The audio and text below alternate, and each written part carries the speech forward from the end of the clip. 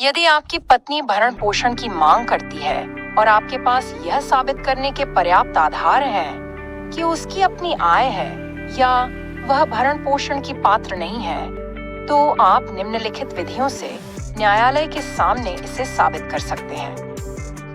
1. पत्नी की आय का प्रमाण जुटाना। नौकरी या व्यवसाय का प्रमाण।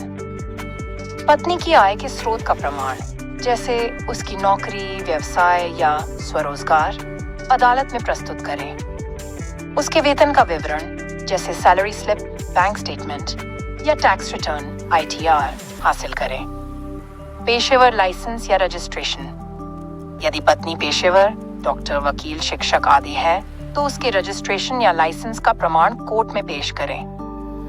सोशल मीडिया और अन्य ऑनलाइन जानकारी। यदि वह किसी व्यवसाय या सेवा में है और उसका वह प्रमोशन ऑनलाइन है, जैसे सोशल मीडिया वेबसाइट, तो उसका प्रिंट आउट या स्क्रीनशॉट लें। 2. संपत्ति का विवरण। यदि पत्नी के पास कोई संपत्ति, जैसे फ्लैट, जमीन, दुकान है, जिससे वह किराया या अन्य आय अर्जित करती है, तो उसका दस्तावेजी प्रमाण प्रस्तुत करें।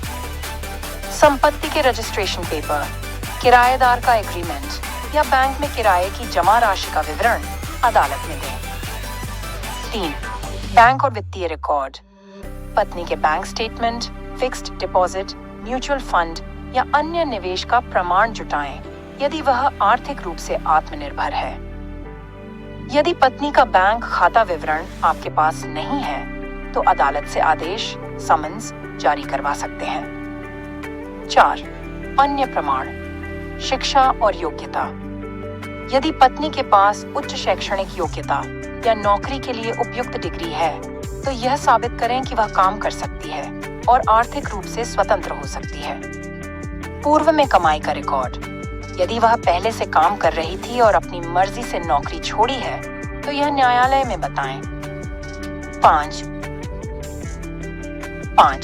भरण पोषण की कानूनी स्थिति। धारा 125 दंड प्रक्रिया संहिता।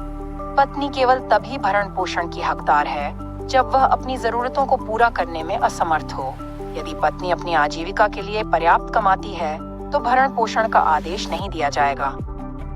हिंदू विवाह अधिनियम 1555 की धारा 24।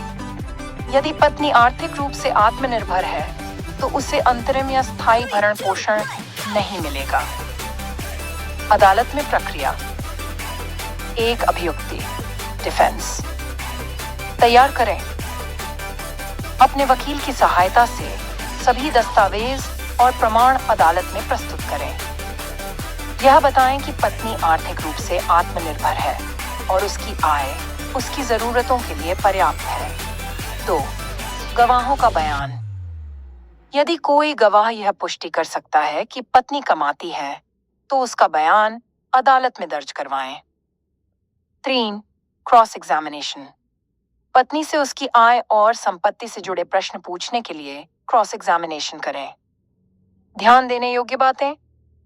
आप न्यायालय में प्रमाण जुटाने के लिए RTI, सूचना का अधिकार अधिनियम या अदालत से समन्स जारी करवा सकते हैं। किसी भी दस्तावेज को फर्जी न बनाएं, अन्यथा यह आपके मामले को कमजोर कर सकता है।